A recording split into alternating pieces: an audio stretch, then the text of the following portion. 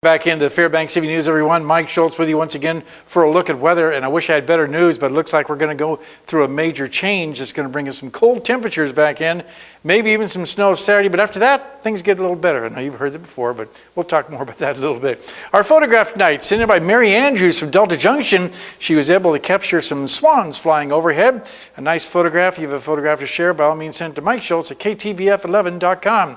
Here's our numbers this time of year. Normally a high 61 to low is 38. The record high 81 in 1915, record low 23 in 1937. Our high today was 48 degrees, and the sunshine works out to about 18 hours and 44 minutes of daylight, a gain of 7 minutes from yesterday.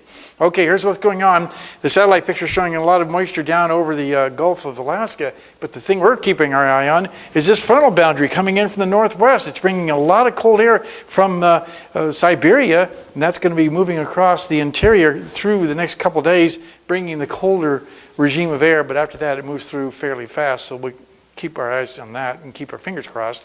What's going on across the rest of the state? Cloudy skies over southeast Alaska, at least around Ketchikan. Rain showers at Kodiak, Cold Bay, looking at cloudy skies. Some snow flurry activity around Nome, and partly cloudy to cloudy skies at Barrow and Fort Yukon, with 46 at Fort Yukon.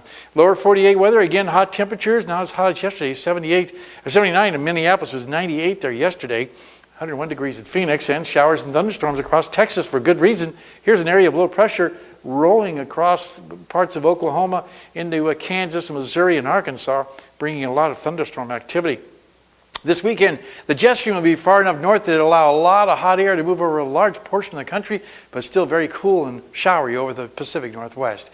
Back to Alaska for tomorrow, cloudy skies at Barrow, snow showers in Nome, partly cloudy for Fort Yukon. Here in the interior, we're looking at increasing clouds for Fairbanks and Healy.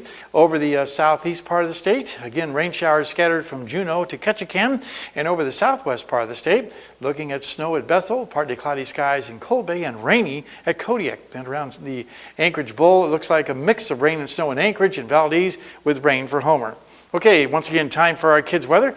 And all this week, we're talking with the kids from Joy Elementary School. Here's three kids with an interesting question for me. Hi, my name's Anna. I'm Stanley. And I'm Cora. Here's a weather question for the weatherman.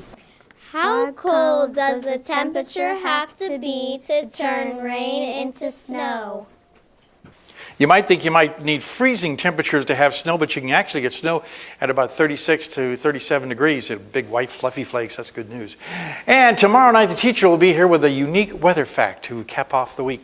Pollen count for tonight showing a little bit of a rise now all the way across the boards, the trees, weeds, and the grass, in addition to the mold. So we'll keep an eye on that. The Tanana Valley Clinic updating us each night. And also a flood advisory now in effect until 10:30 tomorrow night. A flood advisory effect for residents along the Tanana River in the Salsha area.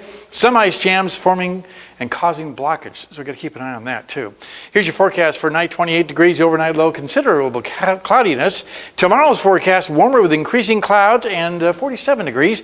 And here comes the bad news. As you can see, we're looking at maybe rain and snow on Friday, maybe a chance of snow on Saturday, then things clear up for Sunday, right on through Tuesday, with temperatures again warming up after the cold air comes in, but we've got to get past that cold air first. As you can see, overnight lows will also be warming to the low to mid 30s. I wish I had better news, guys, but unfortunately, Mother Nature just wants to keep spring away from us for right now.